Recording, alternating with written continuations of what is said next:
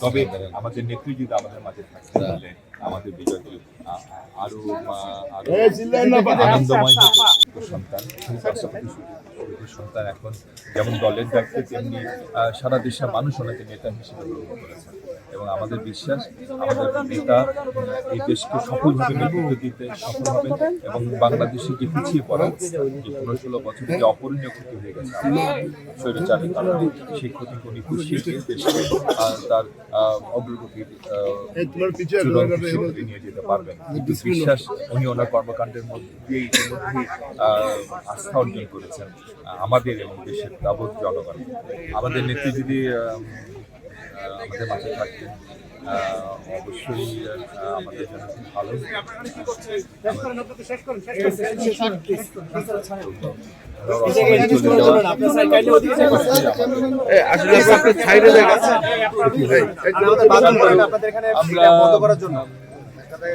বিশ্বাস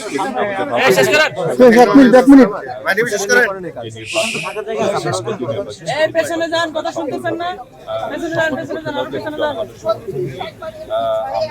বাংলাদেশ জাতীয়তাবাদী দলকে ক্ষমতায় নিতে পারবো এবং আমাদের ইনশাল্লাহ এই দেশের কোটি কোটি মানুষের ভোটারের সমর্থন নিয়ে বাংলাদেশের প্রধানমন্ত্রী হবে।